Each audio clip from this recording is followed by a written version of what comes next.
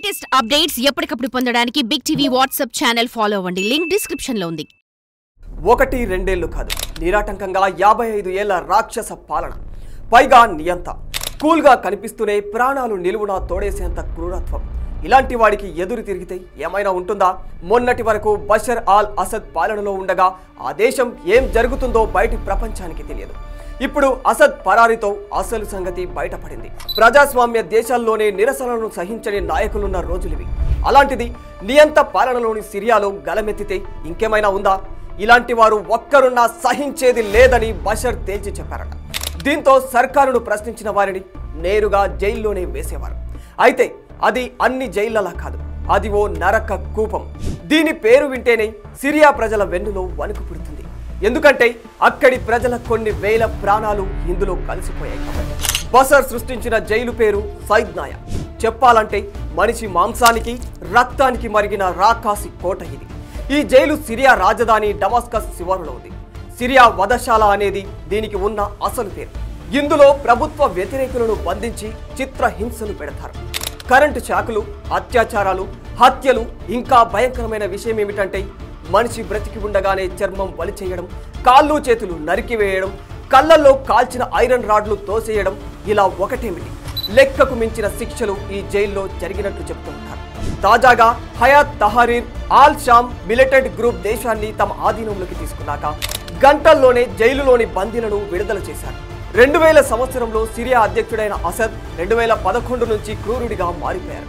Arab విప్లవంతో Syria ప్రభుత్వంపై ఉద్యమం మొదలైన నాటి నుంచి వ్యతిరేకులను సైద్నాయ జైలుకు తరలించేవారు. ప్రముఖ మానవ హక్కుల సంస్థ అమ్నెస్టీ ఇంటర్నేషనల్ డేటా ప్రకారం 10,000 నుంచి 20,000 మంది సైద్నాయలో ఉన్నట్లు తెలుస్తుంది. చంపే ఉద్దేశంతోనే ఇక్కడికి తరలించేవారు. ఇలా సామూహికంగా చాలా మందిని హత్య చేసేవారు.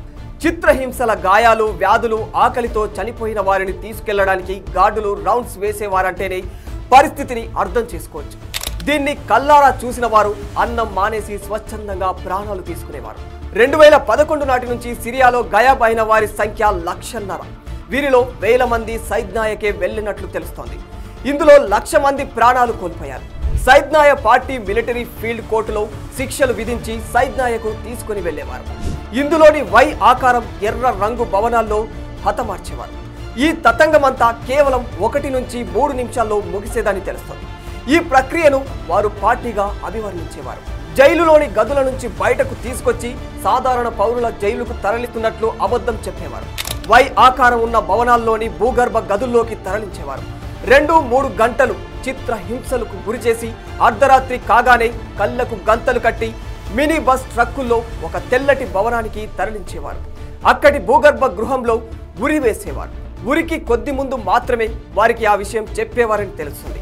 ఉరి ప్రక్రియ ముగిశాక మృతదేహాలను ట్రక్కుల్లో తీసుకెళ్లి సామూహిక సమాధుల్లో ఖననం చేసేవారు. 2015కు ముందు కాస్త ఓపెన్ గానే దీనిని చేసిన ప్రజల తిరుగుబాటు తర్వాత ఇంకా తీవ్రత పెంచి పూర్తి రహస్యంగా అమలు చేసినట్లు తెలుస్తుంది. అయితే ఇన్నాళ్ళు అసద్ అరాచక పాలన బయటి ప్రపంచానికి తెలియకుండా చాలా జాగ్రత్తగా పకడ్బందీగా ప్లాన్ చేసుకున్నాడు. కానీ కాలం ఎప్పుడూ ఒకేలా ఉండదు. అతని అరాచకానికి, నియంతృత్వ పాలనకు ముగింపు పలికింది. ప్రస్తుతం ఈ విషయం బయటపడడంతో అసద్ అరాచకానికి ఆయుపట్టు అయిన సైద్నాయ జైలు ప్రపంచవ్యాప్తంగా చర్చనీయాంశమైపోయింది. For more videos like this, subscribe Big TV channel.